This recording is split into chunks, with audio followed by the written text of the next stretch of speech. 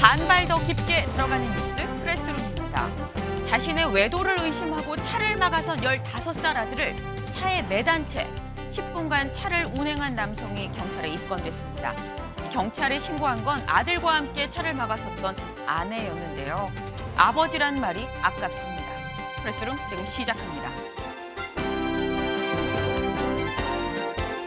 국민의힘 집안 싸움이 길어지고 있습니다. 민들레에 이어 이번엔 이준석 대표가 띄운 혁신위가 사조직이란 내부 비판이 나왔는데요. 이어서 윤 대통령 집 앞에서 벌어지고 있는 맞불 집회 현장도 보여드릴게요. 민주당에선 차기 당대표에 40대 새 인물이 나서야 한다는 세대 교체론이 급부상하고 있습니다. 친명계는 이에 경계심을 높이는 분위기인데 민주당 소식도 준비했습니다.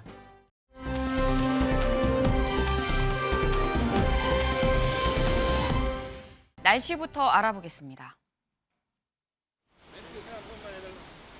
네, 우산 잘 챙겨 나오셨나요? 현재 서울 하늘은 금방이라도 비를 뿌릴 듯 잔뜩 흐리기만 한데요. 아직은 비 소식이 들리지는 않고 있습니다.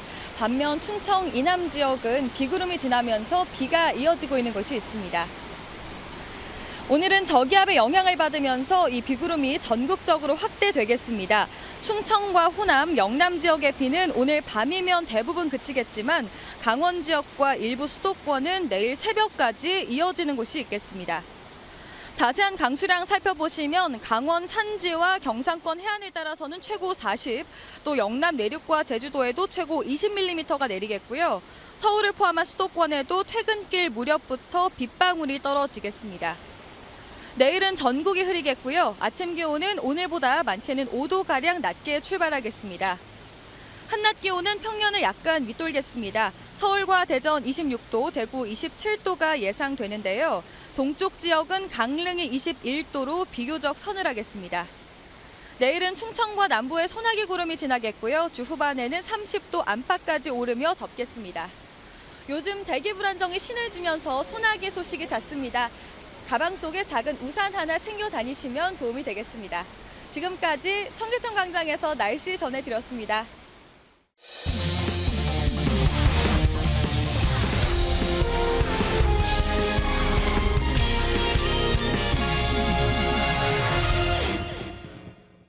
네, 즐거운 큐시투웨이 시간입니다. 오늘의 첫 번째 소식 누가 준비했을까요? 네, 제가 준비를 해봤는데요. 네. 제가 준비한 첫 번째 아이템, 이 민주당 소식입니다. 민주당 수박 논란 속 떠오른 세대 교체론입니다. 이 수박 논쟁에서 이 격화된 민주당의 계파 갈등, 이걸 해결해야 민주당이 산다라는 목소리들이 나오고 있는데요. 네. 그 방법 중 하나로 세대 교체론에 힘이 실리는 분위기입니다. 그러니까 친명 중진 혹은 친문도 아닌 40대 새 인물이 당대표에 나서야 한다라는 이런 주장인 건데요. 저희도 어제 전해드렸지만 이런 주장을 처음 공론화시킨 건 이광재 전 의원이었습니다. 네. 이재명 의원, 또 전해철, 홍영표 의원 모두 다 불출마하고 7, 80년대생, 그러니까 후배들에게 기회를 주는 것이 좋지 않을까 한다라는 네. 얘기를 했습니다. 이게 쇄신과 세대교체 면에서 모두 다 좋은 시그널이 될 거다라고 얘기를 했는데요. 이런 주장에 일부 의원들이 공개 지원 사격에 나섰습니다. 뭐 대표적으로 조응천 의원 정말 100% 공감한다고 했고요. 정세균계 중진인 이원욱 의원도 나도 힘을 보태겠다. 70년대가 새 리더십의 주역이 돼야 된다라고 얘기를 했습니다. 또 86그룹의 맏형, 또 당권주차로도 꼽히는 이인영 의원 역시 네. 주저없이 도울 것이다라면서 열린 태도를 보이기도 했습니다. 근데 지금 이 70년대생 의원들, 물론 이효정 기자 말처럼 이광재 의원이 이 먼저 언급을 한 것도 있긴 있습니다만 그럼에도 불구하고 좀 갑자기 급부상한 느낌이 없잖아 있습니다. 이렇게 주목을 받는 이유가 뭘까요? 네, 사실 이 민주당 내에서 이 70년대생 역할론이 본격적으로 네. 수면 위에 오른 거는 이 지난주에 재선 의원들의 모임이 있었다고 합니다. 여기에서 재선 의원들 사이에서 70년대생이 이번 쇄신의 중심이 돼야 된다라는 그런 목소리가 나왔고 네. 모두 다 공감을 한 건 아니지만 어느 정도 공감대가 형성이 됐다라고 얘기를 하고 있는데요. 네. 뭐 일각에서는 이 의원들 사이에 뭐 카톡방도 만들어져서 의견을 나누고 있다라는 얘기도 나오고 있고요. 이 때문에 이 같은 목소리가 좀 앞으로 이어지지 않을까 하는 전망도 전망의 무게가 실리고 있습니다. 네, 지금 뭐 97세대라고 얘기를 하기도 합니다. 근데 지금 이런 상황, 지금 이 세대 교체론이라고 얘기를 하죠.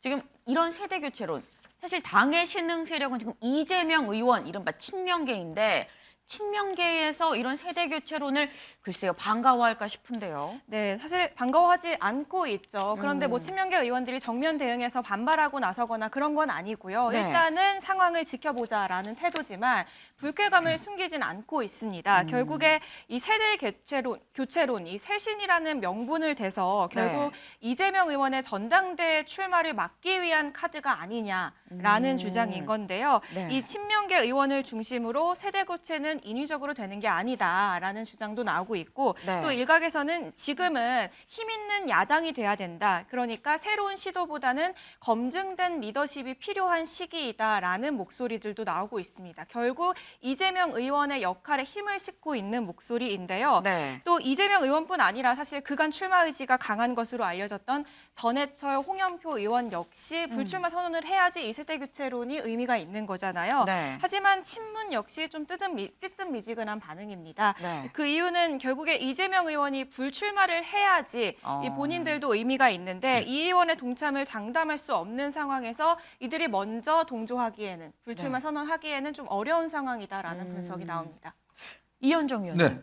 그런데 지금 보시는 것처럼 다시 한번 좀 띄워주시겠어요? 지금 뭐 97세대 세대 교체론으로 언급되는 70년대생들이 지금 뭐 일단은 6명, 뭐 더 있을 수도 있습니다.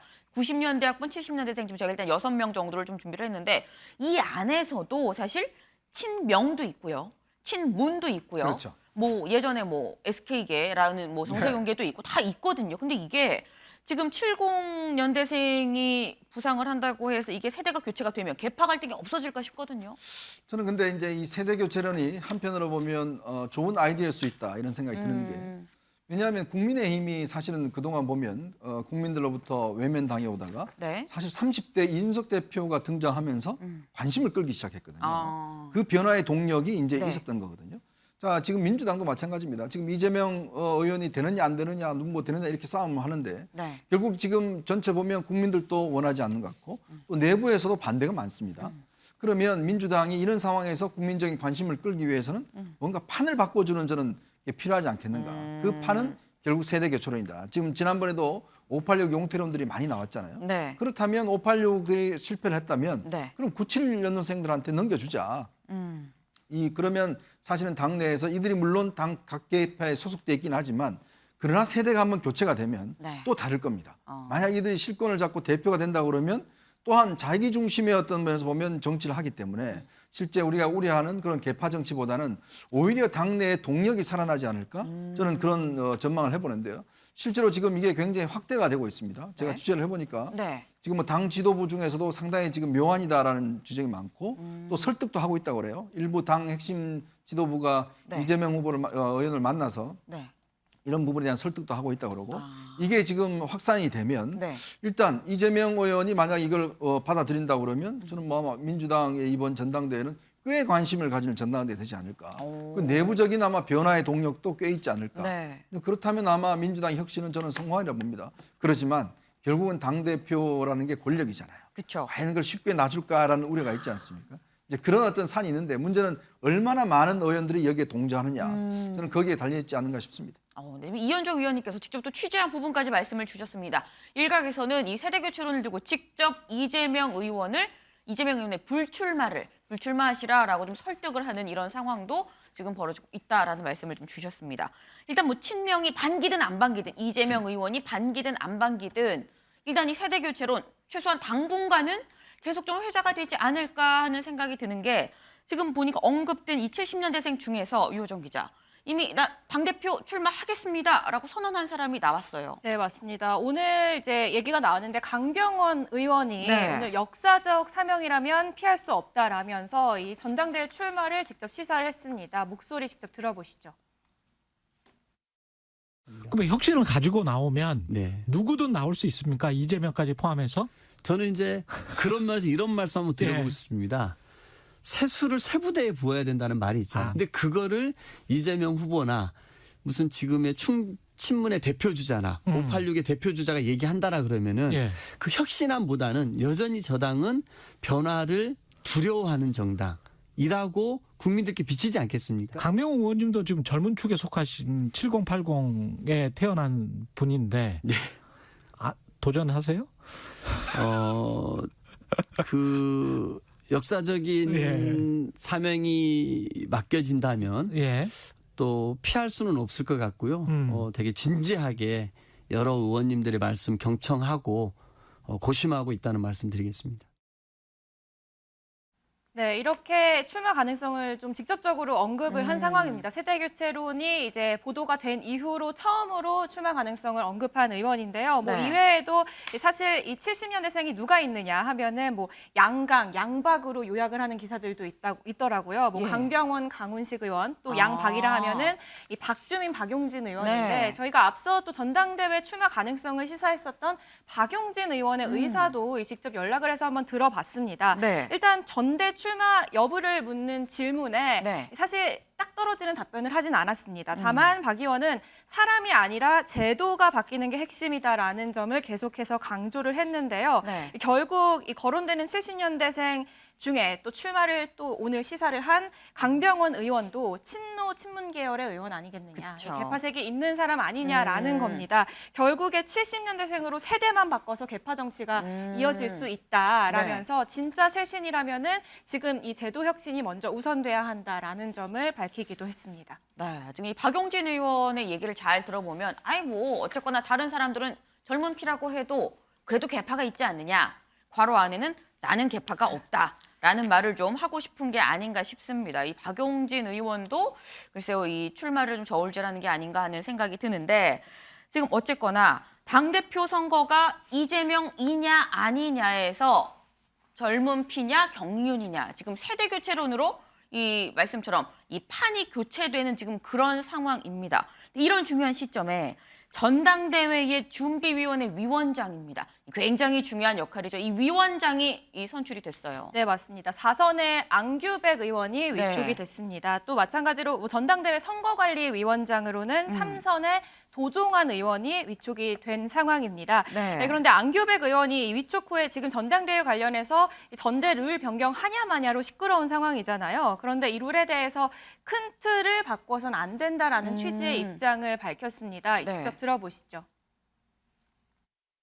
전당대 룰에 대해서는 그 시대의 정신과 흐름 이것을 반영은 당연한 것이고요. 예. 어디까지나 정당의 근간을 바꿔서는 저는 안 된다고 생각합니다. 특히 대의원 45%, 권리당원 40% 반영한 것은 우리 당의 의사결정이 특정 지역에 편중되지 않도록 하기 위해서 우리 당의 그 어떤 역사성이 저는 반영된 거라고 생각하고 있거든요. 역사적인 맥락을 무시하고 그 고무줄처럼 늘리고 줄일 수는 없는 것이죠. 아하. 다만 현재 우리 당원이 여당을 거치면서 숫자가 권리당원이 80만 정도에 그 육박을 했거든요. 예. 그 늘어나는 숫자만큼 시대 상황을 좀 고려할 수 있는 방법을 좀 찾는 것이 현명하고요. 네, 뭐 시대에 발을 맞춰야 한다라고 얘기를 하면서도 네. 지금 전대룰에 뭐 당의 역사적 맥락이 있다라면서 당의 근간을 바꿀 수는 없다라는 취지의 얘기를 했습니다. 결국에 변경 가능성을 좀 축소한 것 아니냐라는 해석들이 나오는데요. 이 때문에 네. 친명계에서는 좀 불편한 입장들을 밝히고 있는 상황입니다. 특히나 지금 이 위촉이 된 두 의원이 개파색이였다고는 하지만 이 안 의원은 정세균계 좌장으로 꼽히고요. 네. 또 이 도 의원은 문재인 정부에서 문체부 장관을 지내면서 그랬죠. 이 친문으로 분류가 되거든요. 결국에 이 친문 이낙연 정세균 계가 이 반비명 연합을 만들어서 이재명 의원을 이 배제하려는 것 아니냐라는 이런 주장들이 나오고 있습니다.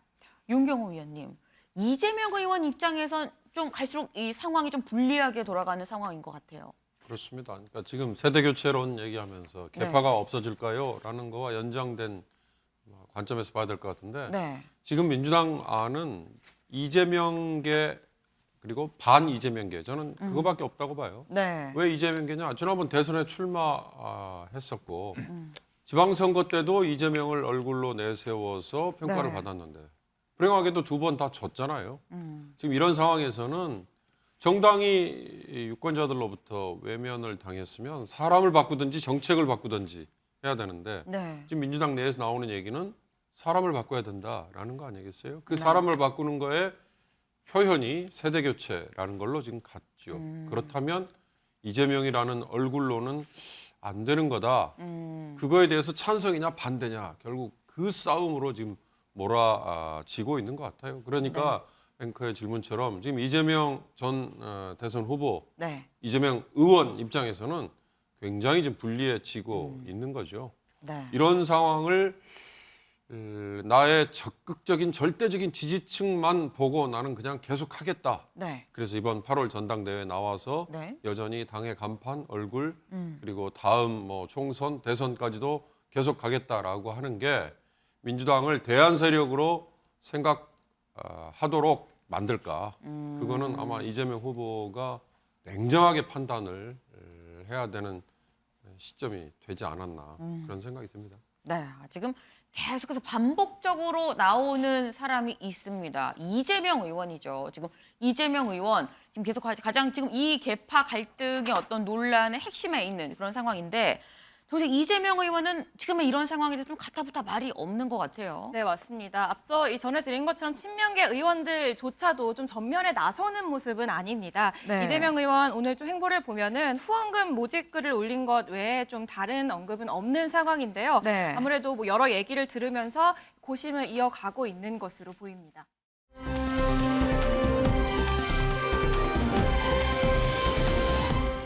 다음 소식은 이수아 기자가 준비했네요. 네, 다음 아이템은 이 국민의힘 소식입니다. 네. 제목은요, 이 집안 싸움 계속 민들레 이어 혁신위도 타겟입니다. 이 이른바 친문 모임으로 논란이 됐던 민들레 출범이 보류되면서 당내 갈등 좀 잠잠해지나 싶었는데 네. 이번에는 이준석 대표가 띄운 혁신위를 둘러싼 논란이 불거지고 있습니다. 정말 집안 싸움으로 날새는 거 아닌가 싶은데요. 우선 7년으로 분류되는 이 배영진 최고위원이 네. 이 대표가 띄운 당 혁신위에 대해서 면전에서 반발을 했다는 얘기가 전해지고 있습니다. 네. 어제 비공개 최고회의가 있었는데 이 자리에서 이 혁신위가 이 대표의 자잘한 사조직으로 오해받을 수 있다. 이렇다면 어느 국회의원이 하겠느냐라고 네. 지적을 했다는 거죠. 또 혁신위에 공천개혁 의제가 들어간 것에 대해서 이 최고위의 추인을 받고 출범할 땐 공천과 관련된 언급이 없었는데 네. 이 대표가 최고위와 상의도 없이 공천개혁을 꺼냈다면서 대표가 거짓말한 꼴이다라는 말까지 한 것으로 알려졌습니다. 이 자잘한 사조직이라는 표현에 좀 주목할 필요가 있는데요. 네. 이 대표가 친윤계 모임으로 알려진 이 민들레 출범을 견제하면서 이 표현을 쓴 적이 있거든요. 그런데 또 배 의원이 친윤계라고 분류가 되고 있잖아요. 결국 네. 받은 대로 돌려준 게 아니냐라는 해석도 나옵니다. 그런데 지금 말처럼 이준석 대표, 이게 혁신위가 이준석 대표의 사조직 아니냐라는 이 배현진 최고위원의 말, 이게 배 최고위원 개인 생각인 건지 아니면 정말 친윤계에서 전반적으로 다 이런 생각을 하고 있는 건지 이게 좀 궁금한데요. 네, 조직적인 목소리는 일단 아닌 것으로 보입니다. 이 대표적으로 민들레 모임을 추진했던 이 간사급의 이용우 국민의힘 의원이 네. 일단 배 의원의 발언을 두고 대표가 혁신위를 출범시킨 게 사조직이라고 보기엔 좀 그렇지 않느냐라는 발언을 내놨습니다. 직접 듣고 오실까요? 이준석 대표가 출범시킨 혁신위는 대표가 출범시킨 것을 사조직이다 이렇게 보기는 저는 그건 좀 안 되는 거 아닌 것 같고요. 네. 저는 혁신은 언제나 옳은 것이다, 좋은 것이라고 생각합니다. 다만 이제 이런 과정이 또 혁신의 과정이 당내 공론화가 어느 정도 공감대가 이루어진 상태에서 가야 되는 것이 필요하고 예. 그래야지 혁신의 결과가 정당성이 있고 힘도 붙는 것이 아닌가 이렇게 봅니다. 네, 지금 이 혁신위를 둘러싼 사조직 논란 여기에 대해서 사실 이준석 대표가 어제 우리 MBN에 직접 왔었어요. 네, 혁신위의 방향 그리고 공천 등에 대해서 목소리를 높였는데요. 네. 어제 MBN 인터뷰 내용도 같이 들어보겠습니다. 저는 혁신이 출범시키면서 이걸 이 방향으로 가져가겠다는 얘기는 아무것도 한 게 없습니다. 다만 제가 항상 이야기했던 거는 최재형 의원님과 문제되는 상황에 대한 문제의식은 공유하겠다 그래서 예를 들어 이런 게 있습니다. 소위 공천에서 공천권 행사한다는 거는 단수 공천 찍어내리는 겁니다. 뭐 이런 행태들에 대해 가지고 최재형 의원 본인이 굉장히 문제의식이 강합니다. 그래서 그런 문제의식을 공유하는 거지 이걸 어떤 방향 풀어내라라고 하는 것은 제가 주문해서도 안 되는 일이고 주문하지도 않았습니다. 네, 이 대표의 말을 들어보면 나는 혁신위의 방향에 대해서 어떤 것도 정해진 게 없다고 말을 했다라고 말을 했고 네. 이 공천에 대한 문제의식을 혁신위원장을 맡고 있는 최재형 의원과 공감하고 공유했다 뿐이지 어느 방향으로 가라고 또 주문한 적은 없다라면서 본인의 사조직이 될 가능성은 없음을 선을 긋는 모습이었습니다. 네.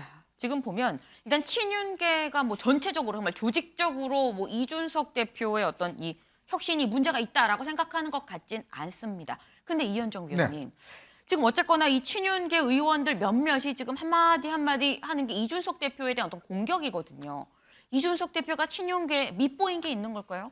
그렇죠. 뭐 이미 대선 때부터 네. 사실은 이제 윤석열 대통령과 당시에 여러 가지 충돌을 빚어왔지 않습니까? 그게 뒤끝이라고 봐야 되는 그렇죠. 걸까요? 이제 그렇게 하다가 또 이제 지방선거 이제 이어져 왔는데 결국은 이제 앞으로 2024년 총선에서 당의 공천권을 어떻게 행사할 것이냐 문제가 의원들 네. 입장에서는 굉장히 중요한 거겠죠. 네. 근데 문제는 이제 이준석 대표는 내년 6월이 이제 임기가 끝납니다. 그러면 본인은 실질적으로 공천권을 행사하지 못해요.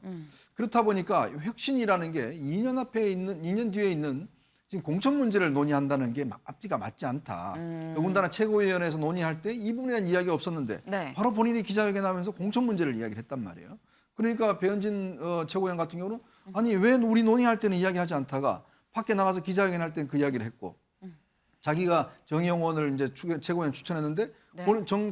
정의용 본인도 나 공천 문제면 나는 이거 안 들어가겠다. 왜냐하면 공천 문제라는 게 의원들 예를 들어서 뭐 다선을 어떻게 하고 뭐 등등 여러 가지가 있지 네, 않습니까? 네. 그러니까 본인이 이거 하기 싫다. 그러니까 지금 현재 혁신위가 뜬 지가 꽤 되는데 지금 현재 최재형 위원장하고 천하람 당협위원장 딱 2명밖에 없어요. 네. 나머지 최고위원들은 지금 추천하지 않고 있습니다. 아니 근데 공천을 사실 2년 뒤잖아요. 2년 뒤에 문제이기 때문에 그때 가서 뭘 바꾸려고 하면 오히려 이 바꿀 수가 없는 상황이 되니까 네. 좀 지금 미리 고치려면 지금 혁신을 해야 되는 거 아니에요? 공천 제도는? 근데 이제 제도라는 게 네. 결국은 사람의 문제잖아요. 그러니까 제도를 아무리 뭐 여러 번 공천 제도 많이 바뀌었어요. 이제 그렇다 하더라도 결국은 이제 그러면 사람의 문제로 갈 텐데 네. 문제는 지금 예를 들어서 이 공천 시즌도 아닌 시점에 또 더군다나 지금 집권 여당에 대해서 얼마 되지 않았지 않습니까? 그러면 공천 문제 하면 뭐 100가지 이야기가 다 나옵니다. 좀 전에 보셨지만 의원들 다 이 문제에 대해 한마디 다 네. 해요. 그러니까 오히려 당내 분란만 생긴다는 거거든요. 지금 최재형 위원장도 보시면 본인이 지금 종로에 사실 보궐선거 때 전략 공천됐어요. 네. 근데 본인이 전략 공천에 대한 문제 제기를 한다고 그러잖아요. 그러니까 이게 앞뒤가 맞느냐는 이 지적이 나오는 그런. 것이고 이제 그렇다 보니 혁신 딴 거 공천은 제껴두고 다른 걸 냈으면 오히려 저는 당내에서 주목받았을 텐데 문제는 너무 공천 문제가 부각되다 보니까 자칫하면 이준석 대표가 뭔가 공천권까지도 본인이 주도하려는 거 아닌가? 이제 이런 이제 의심들을 당내에서 하는 거죠. 근데 이 사실 더 큰 문제는 혁신위가 그래서 사실 지금 만들기만 했습니다. 뭘 하진 않았어요. 만들기만 했는데도 이렇게 논란이 큰데 무슨 안을 만들어서 낸다고 한들 이게 실현이 될 수 있을까라는 생각이 들어요. 바로 그거죠. 이제 뭐냐면 의원들이 다 동의할 수 있는 건 있어야 되는데 네. 예전에 생각하시면 좀 2016년에 당시 김무성 대표 시절에 무슨 오프 프라이머리 하고 뭐 하고 뭐 다 네. 했는데 결국 박근혜 전 대통령하고 이거 충돌 때문에 결국 안 됐지 않습니까? 네. 이제 그러다 보니까 이 공천이라는 거는 의원들한테는 굉장히 중요한 문제이기 때문에 네. 사실 지금 이 문제를 들쑤져 놓으면 수습이 잘 안 돼요. 그러니까 지금 벌써 2명밖에 지금 안 가고 네. 혁신이 구성도 지금 안 되는 거거든요. 네. 저는 조금 이 혁신위의 방향성에 대해서 좀 더 공감대가 좀 필요했던 게 아닌가 공감대가. 또 그런 생각 듭니다. 네, 지금 이 혁신이 구성에서 좀 공감대를 갖고 출범을 했었더라면 사실 이런 논란은 넘어가지 않았을까라는 말씀을 주셨습니다. 어제 저희도 방송에서 잠깐 전하기는 했습니다만 이준석 대표가 사실 국민의당 몫으로 추천하기로 한 그 인물들에 대해서 이의를 제기했습니다. 엄밀히 말하면 이준석 대표를 비롯한 당 지도부가 이 문제를 좀 제기를 했는데 사실 이렇게 되면 안철수 의원이랑 좀 충돌하는 양상이다라고 볼 수가 있을 것 같아요. 이수아 기자. 네. 어제 이준석 대표가 안 의원한테 이 문제점에 대해서 좀 얘기를 하겠다라고 했는데 얘기를 했을까요? 사실 오늘 지금 두 사람이 만나는 자리가 있었습니다. 오후 2시서부터 국민의힘에서 의원총회가 있었거든요. 그리고 네. 이 자리에 이준석 대표 그리고 안철수 의원 모두 참여한 것으로 현재까지는 파악이 되고 있는데 네. 그렇다면 안에서 이 두 사람의 면대면 맞대결이 있었느냐 궁금하네요. 그 부분은 아직 확인이 되지 않고 않고 있습니다. 네. 만약에 들어온다면 저희가 또 전해드리도록 하고요. 네. 다만 분명한 거는 이 인사 추천 뒤에 2달 만에 나온 이 대표의 재고 소식이 아마 안 의원의 심기가 마냥 편하지만은 않지 않을까라는 얘기가 나오고 있는 건데요. 이 대표가 재고 이유를 설명하면서 추천 인사 중에 이 정정식 의원이 국민의힘 소속이라는 점도 참 난감하다고 말한 적이 있거든요. 네. 여기에 대해서 안 의원이 국민의당에서 함께 일했던 사람들만 추천하는 게 오히려 더 개파 정치로 보이는 거 아니냐. 이 정 의원을 추천한 거는 개파 정치와 관련이 없는 거고 네. 같은 당이니까 네 편 내 편이 어디 있느냐라고 맞받아쳤습니다. 한편 문제가 됐던 인물 중 한 명인 김윤 전 서울시당 의원장은 네. 자신의 과거 발언을 문제 삼아서 이 대표가 제동을 걸었죠. 여기에 네. 대해서 몸을 낮추면서 사과하는 모습을 보였습니다. 이 내용을 보시면은 당시 안철수 의원이 끝까지 완주하기를 바라는 마음이 컸고 그래서 당시 안 대선 후보로 단일화하는 것이 더 확실하게 네. 문재인 전 정권의 연장을 막아낼 수 있다라고 생각했다면서 이제는 한 식구니까 책임 당원으로서 소임을 다하겠다고 밝히기도 했습니다. 네, 지금 이수아 기자 얘기를 들어보면 안 의원 약간 마음이 편치 않을 것 같긴 한데 그런데 어쨌거나 직접적인 어떤 대결 구도, 대결 양상은 좀 피하려는 게 아닌가라는 생각이 듭니다. 보니까 어제 대구로 갔어요. 네, 맞습니다. 어제는 사실 그냥 분향소, 대구 화재 분향소를 들려서 눈물을 보이는 모습을 하면서 네. 정치적인 행보는 좀 거리를 두려고 한다라는 네. 분석도 있었는데요. 오늘은 국회에 입성한 후에 홍준표 대구시장 당선인과 처음 만나는 자리를 가졌습니다. 네. 이 자리에서 10여 분 동안 공개 대화를 가졌는데요. 이 홍 당선인에 따르면은 당이 힘을 합쳐야 할 정권 촉인데 네. 갑론을박하고 있는 모습이 유감스럽다. 거기에 끼지 마시라면서 당 내용에 대해서 쓴소리를 한 거죠. 홍 네. 당선인이. 여기에 안 의원이 국민들께서는 누가 무슨 직을 맡는지 뭐가 그렇게 중요하겠냐. 당장 민생 문제를 잘 해결할 사람이 그 일을 맡고 해결해달라는 요구 아니겠냐라고 화답하는 모습을 보였습니다. 결국에는 당 내에서 본인의 입지를 좀 넓히기 위한 행보가 아닌가라는 분석이 나오고 있습니다. 윤경호 위원님, 짧게 여쭤볼게요. 일단 대구는 보수의 심장이라고 말을 하는 곳입니다. 근데 여기에 지방선거 기간 동안에 계속 수도권만 있다가 이제 전국으로 도는 듯한 느낌이 없잖아 있어요. 보수 심장 대구를 가서 홍준표 의원도 만났습니다. 어떻게 보세요? 저는 큰 의미가 있는 건 아닐 것 같다 큰 싶어요. 의미는 없다. 네. 우선 아까 이수아 기자 설명 중에 있습니다만 대구의 법률사무소 화재 연결식 참석 네. 그거였고 그다음 본인 얘기로는 코로나19 때 대구에 가서 봉사활동 몇 번 한 거에 대한 감사패 주는 네. 이벤트가 있어서 오라고 그랬다 그렇게 얘기했잖아요. 홍준표 의원을 만났어요. 홍준표 의원 만난 건 거기 간 김에 저는 양측이 서로 다 지금 주류에서 약간 비껴져 있는 그런 거 아닙니까? 지금 국민의힘 내에서도 네. 홍준표 의원 역시 주류에서 밀려나서 이번에 대구시장 물론 됐습니다만 네. 이제 중앙정치 무대에서는 살짝 밀려났으니까 그런 점에서 두 사람이 동병상련 손을 잡을 수는 있는 거다. 지방선거 때야 본인 분당 의뢰 출마했으니까 당연히 수도권에 묶여 있을 수밖에 없는 거고요. 네. 이제부터겠죠, 이제부터. 그러니까 안철수 의원이 지금 이준석 대표라든지 아니면 친윤계라고 아까 얘기했잖아요. 네. 그 두 세력 내에서 과연 입지를 어떻게 확보해 나갈까. 근데 지금 최고위원 추천 저런 것만 봐도 쉽지는 않을 것 같다라는 생각이 들기 때문에 안철수 의원의 국민의힘 내의 당권 도전 여정은 앞으로 굉장히 험로 위에 놓여 있는 것 같다. 저는 그렇게 보입니다. 지금 안철수 의원은 앞으로 이 험로가 남아 있다라는 말씀을 주셨습니다.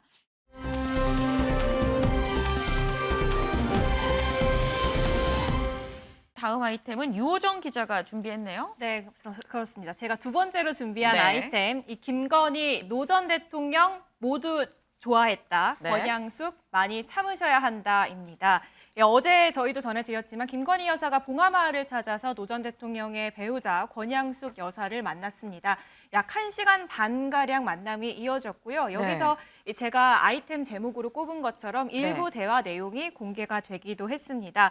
어제 사실 이전에 묘역을 먼저 참배를 하고 네. 이후에 노 전 대통령 사저를 방문해서 권양숙 여사를 방문을 했는데요. 여기서 권양숙 여사가 웃으면서 김건희 여사를 맞이하는 모습도 언론에 포착이 됐습니다. 등을 쓰다듬으면서 안내하는 모습도 포착이 됐고요. 또 김 여사의 좀 대화 내용을 전해드리면 김 여사가 윤 대통령이 힘든 시절에 본인과 함께 영화 변호인을 네. 보면서 눈물을 흘린 기억이 있다라면서 그런 기억을 전한 것으로 알려졌고요.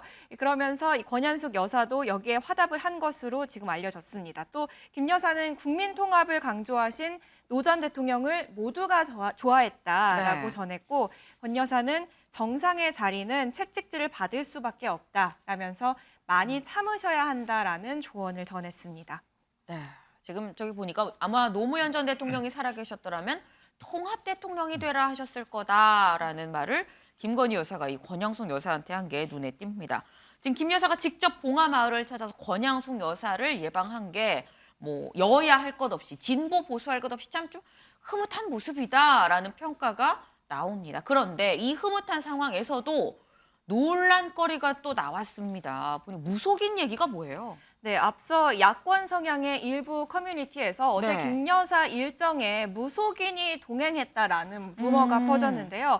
어제 일정에 공개된 사진을 보면 네. 김 여사 옆쪽에 한 여성이 계속 함께 자리하는 모습이 포착이 됐습니다. 네. 이 루머의 주인공은 저 뒤에 보이는 저 여성이었는데요. 네. 하지만 저 인물은 무속인이 아닌 네. 이 김 여사의 지인인 이 충남대 무용학과 견임 교수, 이 대학 교수로 확인이 됐습니다. 네. 대통령실은 사실 이 일정이 처음부터 공개할 생각이 없었다. 네. 그런데 잘 아시는 분이라 동행하게 된 것 같다라는 설명을 내놨고요. 이 김 교수는 또 윤 대통령 선대위 그리고 인수위에서 이 문화예술 분야에서 각각 역할을 한 것으로 전해지기도 했습니다. 네.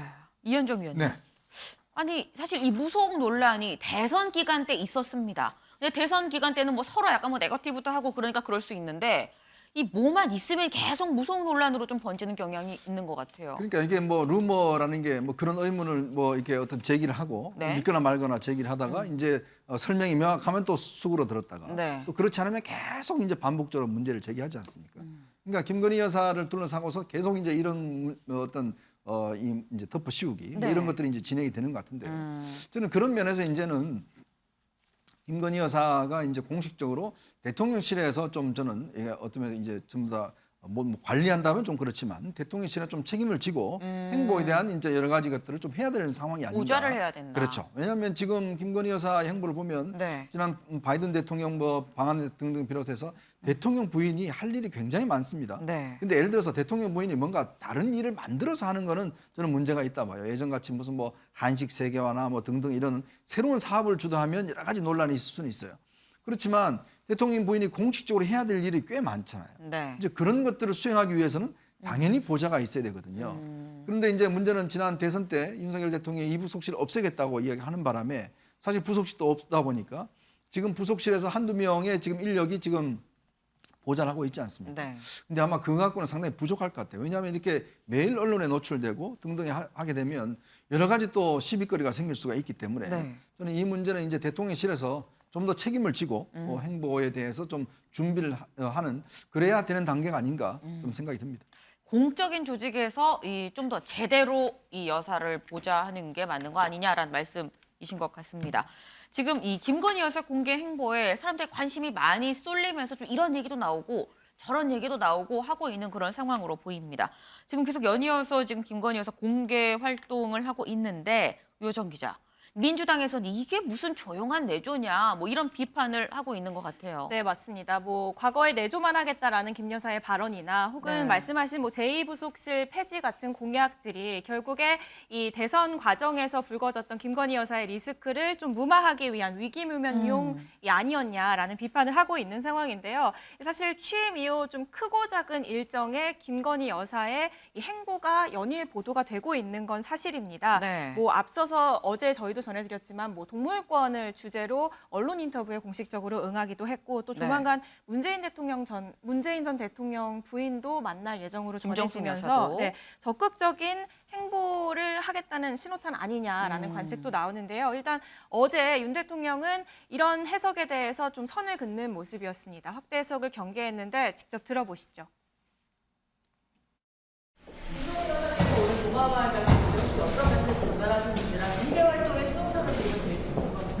뭐 이렇게 매사를 어렵게 해석합니까? 작년부터 한번 찾아뵌다고 하다가 뭐 시간이 좀 안 맞고 해서 가는 겁니다.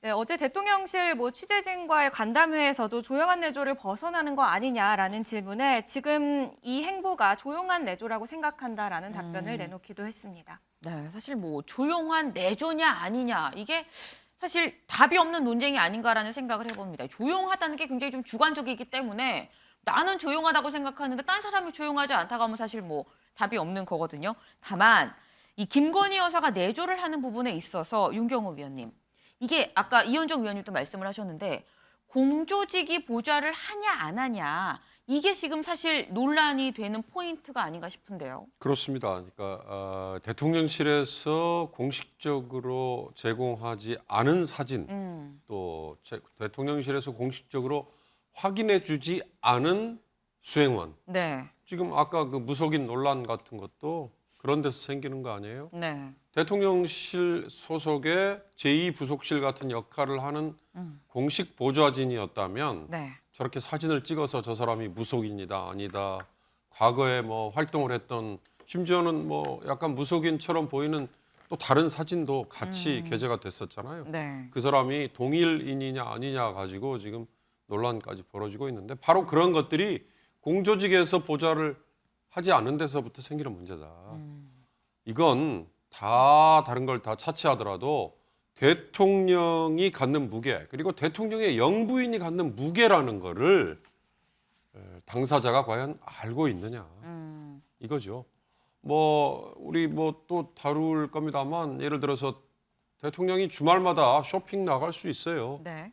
빵 사러 갈 수 있어요. 그러나 대통령이 갖는 무게, 대통령 영부인이 갖는 무게, 대통령 가족이 갖는 무게라는 것 때문에 그걸 자제해야 될 수도 있고, 불필요한 외출은 자칫 잘못하면 불필요한 메시지를 던지는 걸로 해석이 된단 말이죠. 네. 그런 점이 앞으로 윤 대통령과 가족, 결국 배우자밖에 없으니까요. 이분들이 어떻게 보면 행동에 제약을 받는 걸 감수를 해야 되지 않을까. 그걸 스스로가 전 느끼고 인정을 해야 된다. 대통령과 대통령 영부인이 갖는 무게라는 게 바로 그런 제약을 부르는 거다라는 걸 좀 인식을 했으면 좋겠습니다. 네. 계속해서 나오는 얘기가 이 김건희 여사를 보좌할 공조직이 좀 더 필요한 거 아니냐라는 얘기가 나오고 있죠. 사실 아까 이 말씀도 하셨습니다만 이 주말마다 윤 대통령 내외가 이 바깥 행보를 하고 있습니다. 사실 사생활이다, 아니다라는 얘기도 있습니다. 어쨌거나 이런 이 주말의 바깥 행보가 공조직이 아니라 사조직, 팬클럽을 통해서 이게 공개가 돼서 사실 계속 이런 논란이 더 커지는 면도 없잖아 있는데, 유호정 기자, 지금 이런 상황에서 이 팬카페의 회장이 지금 욕설 논란이 불거졌습니다. 네, 강신업 변호사가 어젯밤 자신의 페이스북에 자신을 향해 의혹을 제기한 한 평론가를 향해서 거친 말을 쏟아냈습니다. 네. 굉장히 많은 글을 올렸는데 욕설도 좀 서슴지 않는 모습이었습니다. 사실 강 변호사가 최근에 이 팬클럽과 별개의 국민연대 모임을 만들려고 하는데요. 네. 이 평론가가 강 변호사가 이 모임에 회원가입 안내 글을 올리면서 월회비 1만 원으로 나라를 구한다라는 글을 올린 것을 지적을 했습니다. 이 평론가 결국에 사진 이런 게 문제가 아니라 이렇게 되는 게 문제다라면서 윤석열 정부의 언젠가는 터질 지뢰라는 느낌이 든다라는 글을 올렸는데요. 여기에 강 변호사가 좀 격한 반응을 보인 것으로 보입니다. 사실 이런 지적을 하는 게 유 평론가뿐만은 아닙니다. 진중권 전 교수 역시 더 큰 사고 치기 전에 김건희 여사가 정리를 해야 된다라는 충고를 남기기도 했는데요. 여기에도 강신업 변호사는 걱정 말고 너나 잘하세요라는 이런 반응을 보이기도 했습니다. 네. 지금 계속 팬클럽을 통해서 공개되는 뭐 사진 그리고 팬클럽 회장이 뭐 논란이 되고 있는 그런 상황입니다. 아까 잠깐 나왔습니다만 이 주말에 윤 대통령과 김건희 여사 빵 사러 가는데 이 빵을 사러 간 게 논란이 됐었어요. 네, 지난 주말 한 빵집을 찾았죠. 그런데 일부 네티즌들이 당시 빵집 주변에 도로가 통제되고 있는 사진, 네. 또 주변에 시민들이 많이 몰려 있는 사진들을 올리면서 불편을 겪었다는 글을 올렸습니다. 네. 결국에 대통령의 빵집 방문으로 이렇게 시민들이 불편을 겪어야겠느냐라는 지적이 나온 건데요. 여기에서 윤 대통령 측은 빵집을 방문하면서 과도한 교통 통제를 했다는 지적은 사실이 아니다라면서 네. 해명을 내놨습니다. 대통령실은 이 대통령이 탄 차는 멈춰서지 않는 게 경호의 기본 원칙이라면서 네. 경호처 입장에선 교통이 너무 정체돼 오히려 해소하려고 노력했다라는 이 해명을 내놓은 상황입니다. 네. 이현정 위원님. 네. 대통령 내외가 움직일 때 경호가 붙지 않을 수는 없는 문제인 것 같긴 한데 이 경호를 어떻게 해야 될까요? 빵을 사러 가지 말아야 되는 걸까요? 아니면은 사러 가는데 경호를 좀 떼고 가야 되는 걸까요? 어떻게 해야 되는 걸까요?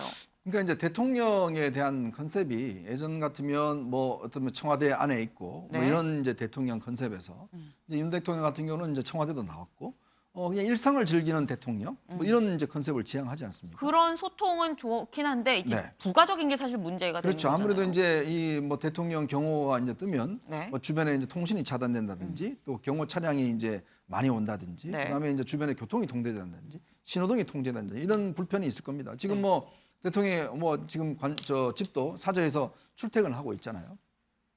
근데 이제 문제는 우리가 조금의 어떤 면에서 보면 이런 부분들은 좀 양해를 해야 되는 측면도 저는 있는 것 같아요. 왜냐하면 대통령이 예를 들어서 일상적인 이런 활동, 만약에 대통령이 안 나오면 또 네. 불통이다라고 또 이야기를 할 거 아니겠습니까?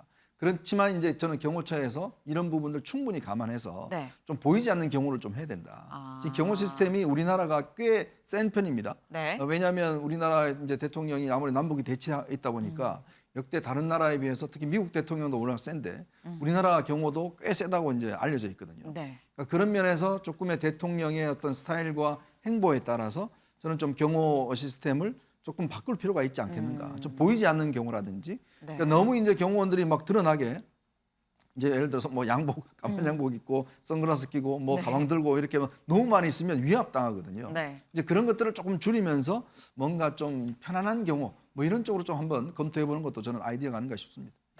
보이지 않는 경호를 이 적정선이 아닐까라는 말씀을 좀 주셨습니다.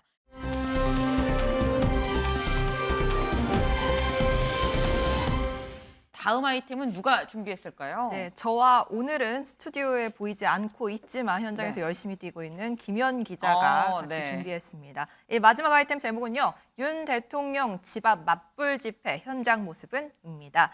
저희가 문 전 대통령의 양산 사저 앞 단체 집회 시위 소식 여러 차례 전해드렸죠. 네. 그런데 진보 선양 유튜브 측에서 그렇다면 우리도 윤 대통령 집 앞에서 맞불 집회하겠다 나서서 오늘 오후 2시부터 진행 중입니다. 오늘부터 다음 달 7일까지 24시간 내내 하겠다고 신고를 했는데요. 이 서초구 서울회생법원 정문 좌측 30m 지점부터 네. 이 교대역 방향 300m 앞까지 집회 지금 신고를 저 모습인 했습니다. 거죠? 네, 맞습니다. 저 모습이고요. 현재 진행이 되고 있는 상황이고 그 유튜버 대표가 현재 발언을 하고 있는 것으로 보입니다. 근데 회생법원이면 진짜 사실상 윤 대통령 집 길 바로 맞은편이라고 봐야 그렇죠. 돼요. 그리고 저희 아버지가 그 동네에서 거의 30년 가까이 직장을 다니셨는데 네. 오늘 제보도 해줬습니다. 감사하다는 말씀을 드리면서 네. 여기가 정말 아파트 단지가 모여있는 굉장히 조용한 주거 지역이라서 주민들 피해가 좀 우려되는 상황이거든요. 이 현장에 김현 기자 나가 있습니다. 이 현장 상황 들어봐야겠는데 정말 신고한 대로 500명이 나와 있는 거 맞나요? 네, 지금 제가 서 있는 이곳 서울행정법원 인근입니다. 이곳 맞은편에는 윤석열 대통령의 서초동 자택이 위치하고 있고요. 보시는 것처럼 제 뒤로 지금 진보 유튜브 단체 집회가 진행 중인 상황입니다. 당초 서울의 소리 측 500명 정도를 집회 인원으로 신고를 했는데 일단 정작 참석한 인원은 50여 명 미만인 것으로 지금 추정이 되고 있습니다. 하지만 지금 들으시는 것처럼 소음이 굉장히 심각한 상태인데요. 지금 바로 제 앞에 있는 이 영상 취재 기자와 좀 이야기를 하려고 해도 제대로 대화가 안 할 정도로 소음이 심각해서 주민 피해가 우려가 되고 있는 상황입니다. 또 지금 이곳에 보수 유튜브 단체 등이 등장을 하면서요. 양측이 충돌하고 있어서 일대에 좀 소란이 벌어지는 그런 사태도 있었습니다. 길가에는 윤석열 대통령의 양산 시위 비호 발언을 규탄한다. 그리고 김건희 여사를 구속하라 등의 이 피켓도 지금 걸려 있는 상황입니다. 일단 경찰은 이 혹시 모를 난입 등을 막고자 자택 근처에 이 사복 경찰들, 그다음에 이제 경호실 직원들을 배치해서 근무를 하고 있고요. 집회 장소에도 폴리스 라인을 설치한 상태입니다. 아직까지 이곳에 사는 주민들과 이 집회 단체의 직접적인 갈등이나 접촉은 없는 상황인데요. 저희가 직접 만나본 주민들 불편하다는 의견도 있었지만 어쩔 수 없는 거 아니겠냐 이렇게 이야기를 하면서 이해하는 의견도 있었습니다. 경찰은 이번 집회가 집시법 위반은 아니지만 주민 생활에 피해를 입히는지 좀 상황을 살펴서 대응하겠다는 입장입니다. 지금까지 윤석열 대통령 이 서초동 자택 앞에서 프레스룸 김현입니다. 네, 저렇게 500명 가까운 인원을 신고는 했지만 실제로는 50명 정도가 네. 모인 것으로 보이고요. 앞으로도 어떻게 집회 상황이 이어질지는 좀 더 지켜봐야겠습니다. 네. 근데 지금 이수아 기자 그리고 이 현장에 직접 간 김현 기자 이 두 사람이 이 맞불 집회의 소식을 좀 자세히 좀 전했습니다. 근데 이 맞불 집회 사실 발단은 경남 양산에 있는 문재인 전 대통령 앞에서 있었던 바로 그 보수 유튜버들의 어떤 집회였습니다. 그 모습도 같이 보고 오시죠. 야, 이 간첩 정자들! 너 노래 나와! 재밌냐? 네 같은 말 때문에 나라가 격정신없어서 네 같은 빨갱이 추종자들을 사과해! 나가서 무릎 꿇고 사과해! 그게 무슨 일이야? 네, 지금 보신 저 집회 이 새벽 6시부터 이 하루 종일 진행이 된다고 하죠. 이 앞서서 더 먼저 보신 맞불 집회, 지금 현재 진행되고 있는 맞불 집회도 24시간 계속할 생각인 것이라고 합니다. 실제로 이 집시법 관련해 갖고 24시간 할 수는 없어 보이긴 합니다만, 네, 지금 맞불 집회까지 열리고 있는 상황입니다. 이수아 기자. 네. 근데 이거 관련해서 사실 어제 민주당 의원들이 직접 경찰청을 찾아갔었잖아요. 네, 문재인 정부의 청와대 출신 의원들이라고 네. 분류가 될 수 있겠죠. 윤건영 그리고 정태호, 한병도 의원이 어제 경찰청을 항의 방문했습니다. 네. 이달 초에 사실 양산서를 이미 방문을 했어요. 그러고 이번이 두 번째 항의 방문인 건데요. 이때 경찰이 합법적인 집회 시위는 허용하되 만약에 소음 기준을 초과하거나 지역 주민들의 생활에 문제가 된다. 이런 부분에 대해서는 처벌하겠다고 약속을 했지만 네. 실제로는 제재가 이루어지지 않았다는 거죠. 이 한병도 의원 얘기 듣고 오시죠.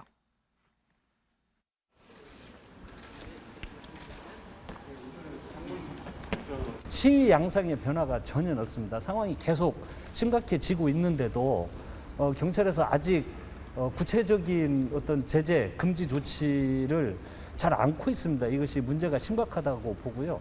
얼마든지 금지하고 제한할 수 있는 상황임에도 불구하고 현재 경찰에서 법 집행에 좀 미비하고 미온적이라는 생각이 들어서 저희들이 오늘 항의를 하러 이 자리에 왔습니다. 네, 경찰청은 양산 집회에 대해서 현행법의 테두리 안에서 좀 신속하게 조치를 하겠다 다시 한번 입장을 내놨는데요. 네. 한편 새 의원들은 일부 인사가 예고했던 그러니까 오늘 열린 윤 대통령 집 앞에 서초동 사저 집회에 대해서는요. 네. 부정적이라면서 이 사회 갈등으로 번지고 있는 현재 비정상적인 상황에 대해서 좀 우려를 표시하기도 했습니다. 네, 지금 전현직 대통령 집 앞에 다 지금 집회, 시위가 열리고 있는 그런 상황입니다. 윤경호 위원님, 지금 이게 집회가 보복하는 수단으로 좀 변질된 거 아니냐라는 우려가 나옵니다. 어떻게 보세요? 그렇습니다. 그렇다면 그건 무엇을 위한 거냐? 목적이 사실 상실된 거죠.